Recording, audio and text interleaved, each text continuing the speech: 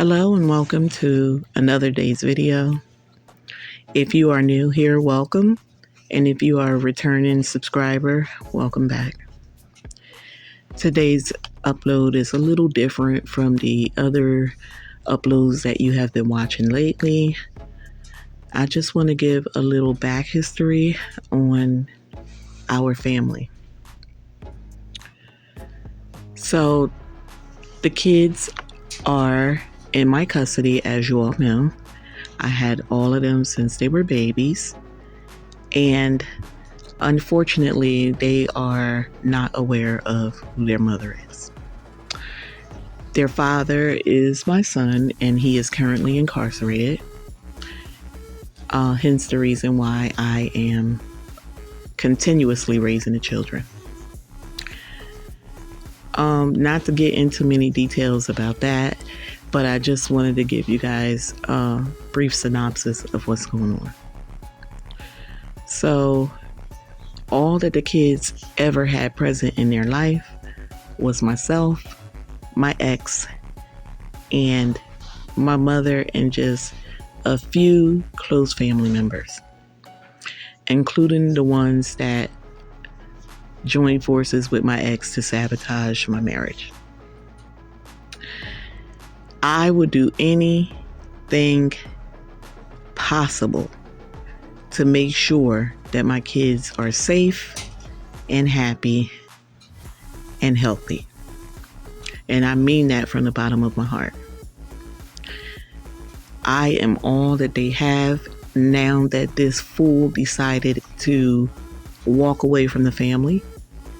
And at first it was very hurtful, but now, looking at it in hindsight, it was best. It's unfortunate the way things went down as to why he left, but I'm healed and I'm happy now, so it's quite all right.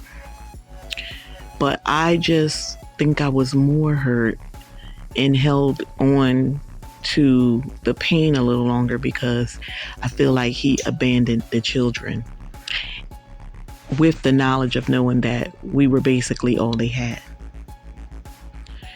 For those who don't know, and you might have found out in my last upload, my ex is Nigerian. And the reason why I had to endure so much of the foolishness that I've so far explained to you guys is because I actually filed this man into the country when we were married. I also filed his children into the country when we were married. So when I said in one of the previous uploads that it was a lot at stake, I really truly meant that. I was struggling with the fact that he was, very present in the kids' lives, and he did good by the children, just like he did good by me in the beginning. But he never strayed away and mistreated the children at all. He was very present for them, which is why it was so hurtful when he walked away. They never had, like I said, their parents in their life because my son is incarcerated and mom is just unknown. In fact, they don't even realize that they have a mother. They call me mom because I'm all they know. Even when she was able to come here, which I stopped it for good reasons, and I'm not going to go into that tonight, but it was early on and they were very young, so they have no recollection of her, and it's really sad. So basically they had my ex and myself, and we did everything for them, and so they referred to us, me as mom, and they knew him to be my husband, but they never called him dad because they realized my son is in fact their dad. They speak to my son almost daily, so they really understand who that dad is. They just not clear on the family dynamics when it comes to myself. But that's something for me to explain to my babies when they're older and they're able to understand.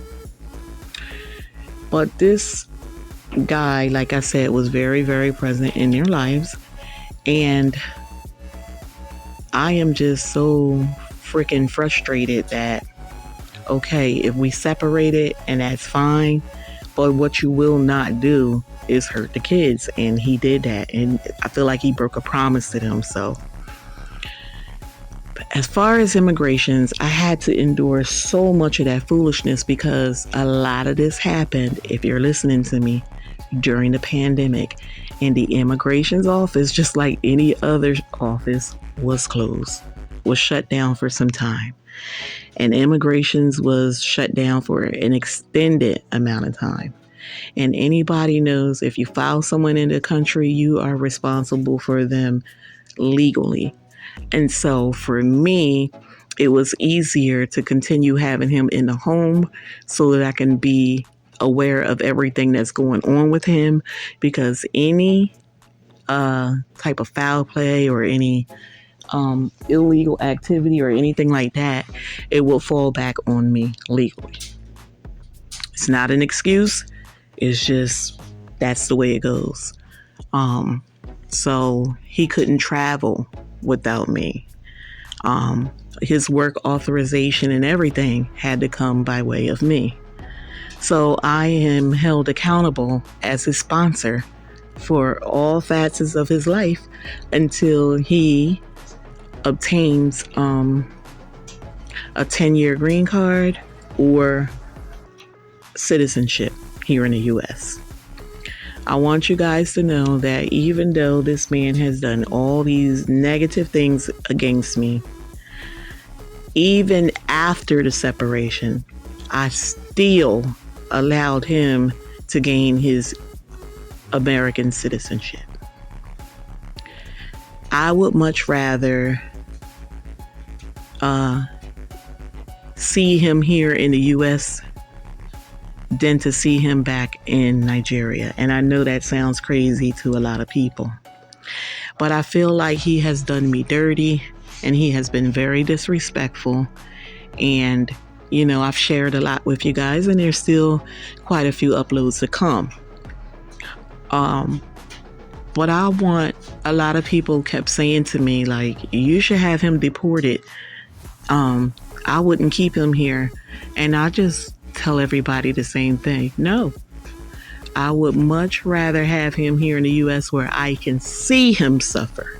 And I don't know if that's a very nice thing, but I'm telling you guys, I would like to see his karma up close and personal. I really do.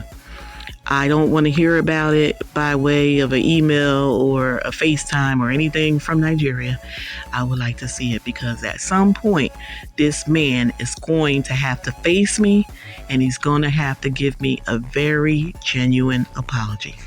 But until then, I pray that God have mercy on his soul.